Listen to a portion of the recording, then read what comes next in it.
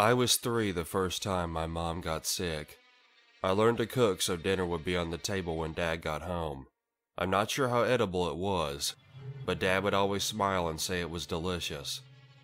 I was 6 the second time she got sick. My baby sister was only a few months old, so I learned to make bottles and clean diapers. Taking care of Mika wasn't any harder than taking care of Mom. I was 11 when we moved to a small town way out in the middle of nowhere, and she got the sickest she had ever been. Dad was gone for work, so I learned to hide Mika in the closet, buried underneath a mountain of stuffed animals. Don't come out of the closet, Mika. Don't even make a noise, or the monster will get you. My parents had pulled me from public education and decided to homeschool me. I would never have admitted it then, but I was kind of excited at the prospect of doing schoolwork sprawled out on our living room floor in my pajamas. Everything went well for the first few months. Then Dad had to go to another state for a few weeks. The nearest neighbors were only a few acres away, and we were prepped on my mother's medical issues. Dad left, promising that nothing could go wrong. He'd be home as quick as he could, and then everything would be okay. As an 8-year-old veteran of taking care of my mother, I was confident in my abilities. He was wrong. I was wrong. We could never have been prepared for the long, long weeks ahead of us.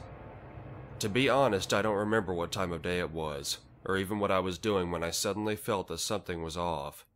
I do remember that it was in the middle of winter. There was 6 feet of snow that year, and it was in the double negatives. Mom had been feeling unwell, and had spent most of the day teaching Mika to read from the comfort of the couch. Then everything got quiet. "Mama?" Mika's little cherub face was filled with worry. Mama was just standing there, staring at nothing, her eyes glassy and vacant. The reading book fell from her lap as she slowly stood up and absently walked into the kitchen. We could hear her soft mumbling to herself in there. Then the laughter started. The horrible, awful, hysterical laughter. There was something wrong in it. It wasn't the ha-ha something is so funny. It was rough and maniacal. I ran into the kitchen and found my mother gripping the counter with tears streaming down her face, eyes full of fear, laughing uncontrollably. She started to hyperventilate, great sobs racking her body, while still laughing in that terrifying way. I rushed to the phone and called the neighbors. Mom was in bed for 3 days straight after that. Blinds pulled, no lights, door shut tight. I only went into her room to feed her, help her to the bathroom, and give her medication. Little red capsules, 3 for the first time, then 2 every 4 hours. Mika and I were very, very quiet during those 72 hours. On the 4th day, she finally emerged. She seemed wilted. Her deep blue eyes seemed darker than before, but that could have been due to the dark circles surrounding them. She smiled weakly at us and mumbled an apology for being a bad mom, and told us what good girls we were.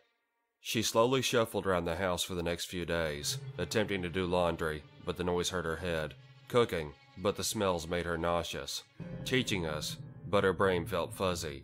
I worried she had had another seizure. We weren't allowed to tell Dad when he got his weekly call. We weren't to stress him out. Her next episode started much the same. Everything went quiet. The hairs on the back of my neck stood at attention when I turned to look at Mom. She had a crazy smirk on her face this time. It was almost sneer-like. "Mom?" She waved her head dismissively at me. "Mom, I'm gonna go get your medicine." She cocked her head to the side like a puppy and giggled at me. "Sure, my medicine." She covered her mouth and giggled. I shot out of the living room and into her bedroom to get those red little pills. I didn't know what was happening, but I knew those pills were my lifeline. Mika had started to cry when I got back into the room. I handed Mom her pills and headed for the phone, except it wasn't there. I stared at the empty phone jack in the hall with confusion. "Sissy, she took the phone," Mika whimpered. As I turned to look at my mom, the laughter started. It was deeper than before. Fear shot through my body like lightning. I grabbed Mika and rushed her to the coat closet. Do you know what it's like to be 11 years old, forcing a sobbing 5-year-old into her snowsuit, to send her by herself to trek through the 6 feet of snow over 5 acres to get to the neighbors? To just know, to absolutely just know, that she'd be safer out in the -50-degree Alaskan winter then in the warm house with her mother. It's terrifying. I knew Mika felt it too as she clung to me while I tried to force her out the door. Mika, look at me. Stay on the moose trail and go get Miss Kim. Tell her Mama's sick and then stay there until I come to get you. With that, I shut my baby sister outside and turned to face the cruel laughter behind me. Sit down, Mommy, it'll be okay. Miss Kim is on her way, she'll help you. And then the third most terrifying thing in my life happened. Mom stopped laughing and grinned at me. Her pupils fully dilated, making her eyes look solid black. Are you going to run away too, little girl? What if the wolves and foxes get the little one? Her voice was impossibly deep. I may have considered it a pleasant voice to listen to scary stories from, if it hadn't have been coming from my mother's mouth. She just laughed and laughed. By the time Miss Kim got to us, Mom had dissolved into a sopping puddle on the floor. Miss Kim said my mom was just having another migraine, that she was just confused, that surely Mom had tried to call Miss Kim herself, but with a bad case of migraine fever had simply misplaced the phone and we'd definitely find it later. I expected Mom to be in her cave of a bedroom for a few days after her episode, so Mika and I went about our normal school routine. I was laying on the back of the floor reading some subject or another when I heard Mika gasp. Mama, are you all better? She asked innocently. Mama feels better. Sissy got me medicine in time yesterday. Did I scare you? I'm sorry. I was surprised to see her up and about. I was shocked when she opened up all the blinds and let light into the room. I was overjoyed when she gathered us up in a big hug and gave us a squeeze. It was going to be a great day. All I had to worry about was math. I hated math. I was wrong. Again. After we finished our morning schoolwork, which included a round of Mom and Mika singing catchy songs about vowels, Mika went to take a nap before lunch. I remember I was sitting at my little desk trying my best to ace a math test. I was concentrating so hard that I hadn't noticed how still the room had become. I couldn't hear my mom in the kitchen whipping up lunch anymore. It was so quiet.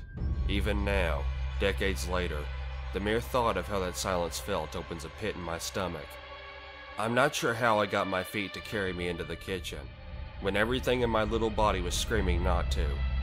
She wasn't there. She wasn't in the dining room either. My heart pounding so hard, I could hear the blood pumping through my body. It's so loud in the quiet of the house. Mika? Oh my God, Mika. Rushing to our shared bedroom, I noticed the door leading into the garage was slightly open. It's funny the small details that stick with you. I should have shut that dang door and locked it. I sometimes wonder what would have happened had I slammed it shut, but I didn't. I paused for the briefest of seconds and heard a deep chuckle from the darkness of the garage. It was different this time. It was evil. Mika was still sound asleep when I charged into the room. After shutting the door, I paced back and forth. What felt like hours while I attempted to figure out a plan was probably only seconds. The coat closet was right next to the garage door. I'd never get Mika bundled and out without incident. There was only one choice. I shook her awake. Mika, shh. A monster got into the house. Her big blue eyes filled with fear and tears. I need you to hide. She looked towards the closet and back at me. I nodded. We buried her under blankets and toys. Don't come out of the closet, Mika. Don't even make a noise or the monster will get you. But Sissy, what about you? Don't come out of the closet, Mika. It can't come into the closet. Once again, I shut her out, leaving my sweet baby sister to be brave all by herself. The monster was waiting for me when I left the room. Smile too big, eyes too dark. Do you want to take your medicine, Mom? You should come eat your lunch, girl. I made it special for you. I followed her back to the kitchen. I should stop and mention that there was one other family member that I've neglected to bring up. She was a mean old cat named Socks. No, the monster didn't turn Socks into lunch. Socks was a horrible pet. She hated everyone. She didn't even like to be petted. I think her only joy in life was seeing how much she could make me bleed, or how loud I'd shout when she'd come at me yowling with her claws out. She went unseen most of the time, but now, for whatever reason, that dastardly cat decided to show her face. Socks was sitting square in the middle of the kitchen looking more irritable than usual. Mother hissed at her. She actually hissed, spittle flying and everything. Panic spread across her face and she shoved me away from her.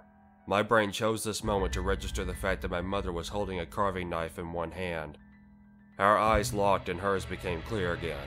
She looked at me with such sadness and agony as she placed the blade against her wrist. "No!" I dove for the knife and tried to wrestle it away. In that moment, the second most scary thing in my life happened. Mother's eyes went dark. The too wide smile returned, and the tip of the blade pushed into my chest, right above my heart. It hurt. It was like I was being burned and flash frozen in one spot all at the same time. I thought for sure this was the end, but she just let go and the knife clattered to the floor. Socks growled. The monster turned, left the kitchen and sat on the living room floor. My mom was still in there. I saw her. Just a flash of those bright blue eyes. She was in there fighting to come back. As much as I wanted to run, I couldn't just leave her. She had been willing to try to sacrifice herself to keep us safe. I looked at the blade on the floor, the small cut on my chest, and the crazy cat thumping her tail on the linoleum. I went and sat with the monster. It grinned at me. Are you afraid, girl? Was I afraid? Of course I was freaking scared. My mom had just tried to slash her wrist in front of me and then tried to stab me and was now talking to me with a voice much too deep and husky to be her own. I had no clue how I had managed not to pee my pants yet, but there was no way in heck I was going to let this thing know that. No, the monster screamed. It was both the deep bass of a man and the voice of my mom. I could hear her screaming. The monster's voice almost drowned her out, but she was there. It broke my heart into 1,000 tiny pieces to hear her scream like that. Are you scared now? Sock sauntered up to the monster and sat beside her. No. The monster was furious. I could see my death in the black orbs of its eyes. I could feel its hatred of me rolling off of it in waves. You aren't supposed to look at your mom and see these things. It's not good for an 11-year-old girl's soul. But while we stared each other down, I saw her hand creep toward Socks.